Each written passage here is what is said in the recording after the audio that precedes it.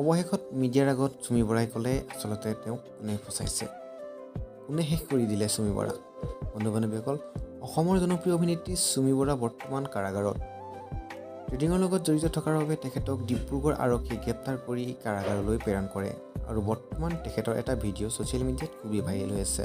আৰু সেই ভিডিঅ'টোত তেখেতে কৈছে যে তেখেতক কোনে শেষ কৰি দিলে।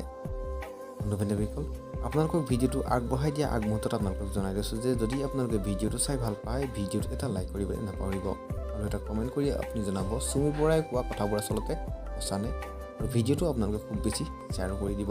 এতিয়া বোলো বন্ধু বান্ধৱীসকল, চুমি বৰাইনো কি ক'লে আমি ভিডিঅ'টো চাই লওঁ। মোক আজি মিডিয়া বৰবাদ কৰি দিলে, মোৰ জীৱনটো শেষ কৰি পেলালে। মই বহুত কষ্টত আপাৰ আছামৰ পৰা অকলে বহুত কষ্টত নিজৰ কেৰিয়াৰ এষ্টাব্লিছ কৰিছোঁ। কাৰণ যদি কোটি টকা আৰু সম্পত্তিৰ কথা কৈ আছে, গোটেই তাৰ পইচা মোৰ ওপৰতে খৰচা কৰিছে। কি পইচা খৰচা কৰিছে সেয়াতো ওলাব ন। আৰু বিয়াত খৰচা কৰিছে, ষ্টেটমেণ্ট দিছে। মই তাৰ পৰা দম দি লৈছোঁ বা কিবা কৰি লৈছোঁ সেনেকুৱা নহয়। সি এটা ট্ৰেডাৰ হয়। আজিৰ যুগৰ ট্ৰেডাৰ এজনে কোটি টকীয়া বাহন ল'ব পাৰিছে।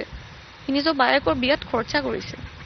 আৰু যোনটো মই ৰখাব নোৱাৰিলোঁ, আমি দুজনে চেষ্টা কৰিছিলোঁ যে নালাগে, প্ৰয়োজন নাই।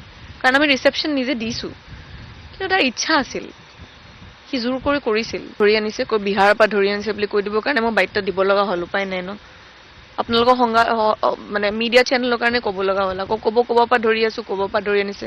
ক'ত আছোঁ, কি কৰিছোঁ, ফৰ্চুনা যি টি কৈছে, মানে যি মন যায় তাকে কৈছে। কিমান সহ্য কৰিব, কৰি আছোঁ 7 দিন সহ্য কৰি আছোঁ, ভাবিলোঁ চব ঠিক হৈ যাব।